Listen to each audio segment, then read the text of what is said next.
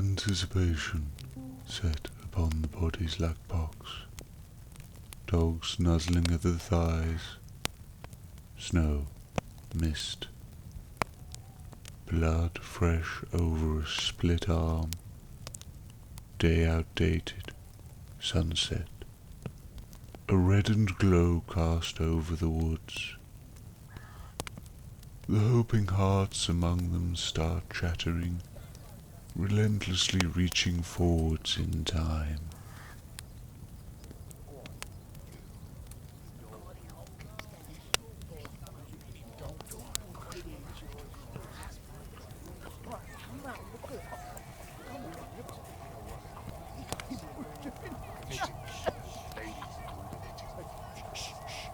The manor children fire a fox from a cannon towards the evergreen copse. This sound filtering out into the surroundings signals the start of merriment.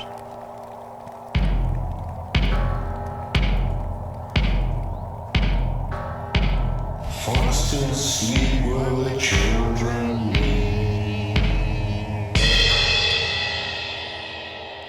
The apples are ripe and the corn is deep. So we fire the fox into the night. Stars they rob him of his sight.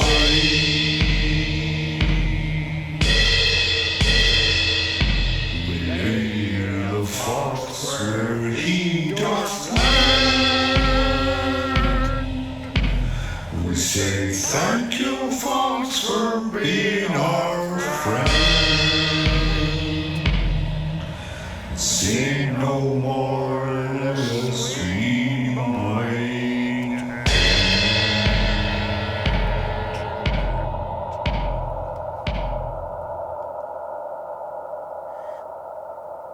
Tradition suggests if the eyes are wide on impact, a homunculus is born out of the animal body, split open on frozen ground, a protective vassal to watch over the auspicious events to follow. But seeing the festive partygoers return indoors, we find an animal whose form is splayed helplessly over a pile of decaying tree trunks.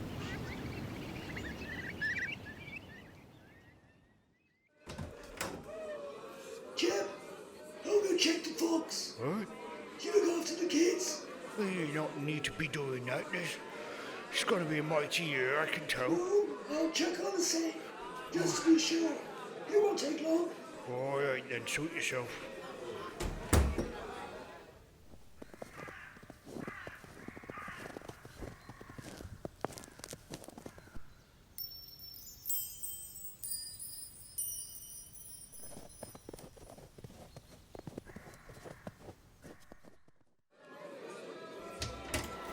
Jeb! Hey? Jeb! What is it? What's going on? Oh, Jeb! It's the fox! Hey? What? Oh, I saw its eyes! You never. I saw its eyes! But we stitched them. It can't be. Yes, Jeb, it can. And it is. Oh, dear God. Quick! Get the kids inside! Block up the chimneys! Okay. No! No! Oh, my No! God. No!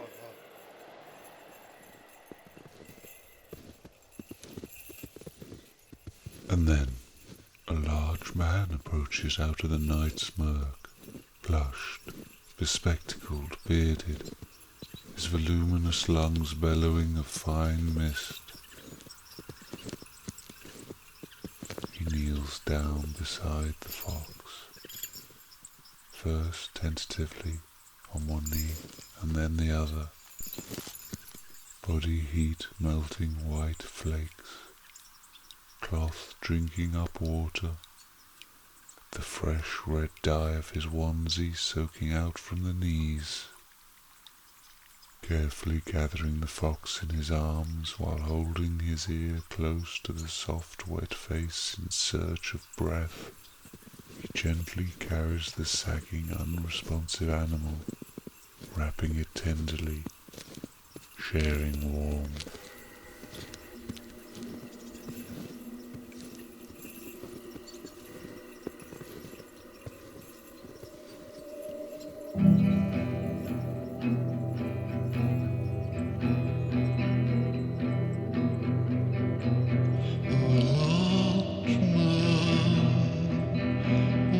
Approaches out of night smoke,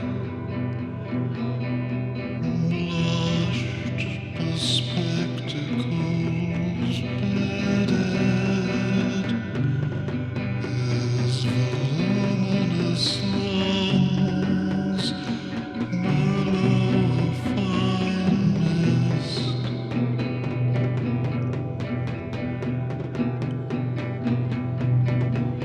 He kneels down beside the fox, on one knee and then on the other, his body heat melting white flakes. The dye runs out of his onesie.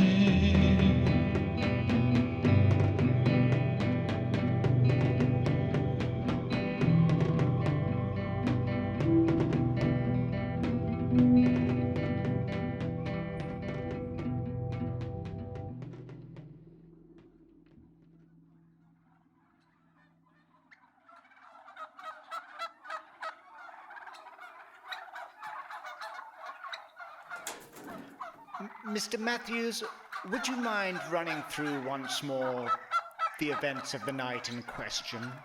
Well, you see, I was out by the stables, right, having a cigarette. Right. Oh, by the way, don't tell Jeffrey. I don't- No, you don't like me smoking. I don't know, Jeffrey. Well, anyway, I was out there and I was looking off over at the cops, because, well, they just fired the cannon, and well, usually they comes off with this big jubilant cheer, and then go right into that chant they sing. You know the one that goes like, No. No, I don't. I don't know the song. No, I don't know the song. No. I really don't know that. No. I don't know it. And so you see, I Sorry. was waiting for that No. one, because that's the sign for me to go in and start making the pudding. Right. But it ain't come yet.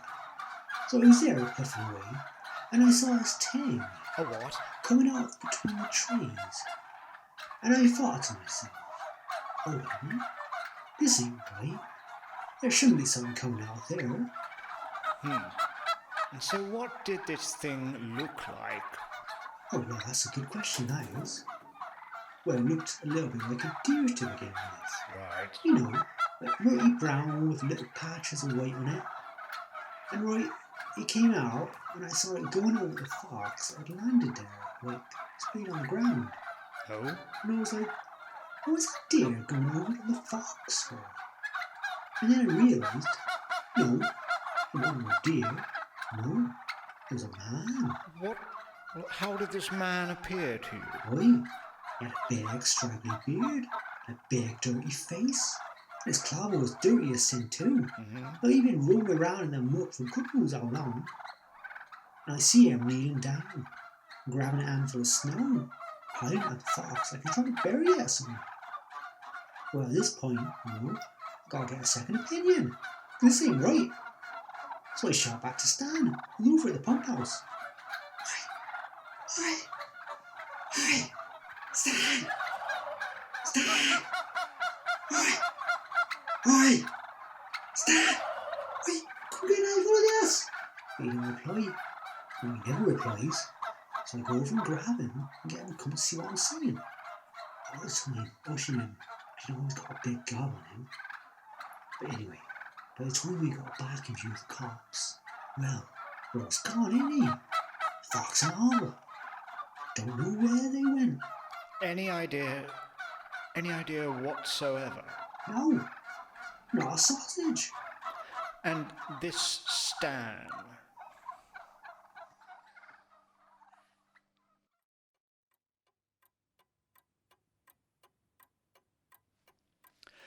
Professor Alderwick, how would you characterize the events of the night in question? My recollections? Yes. Fungible. Is mine not replaceable? You think mine makes it different?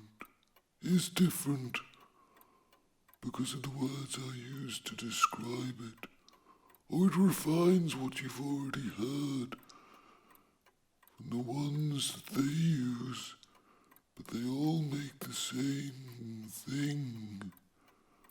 You're looking to focus, pinpoint, narrow down what can be seen. That is my remit. You want to say there was this thing which was a him, and it picked up a thing, and this thing was a fox. Well, But then you don't see, and you can't unsee that. So I'll describe it, please. but not through word sound, language, but other sounds. Oh dear. Professor, do you need some water? Would you like a glass of water? Are you... Oh my... Oh my... Oh my God! Oh dear! God!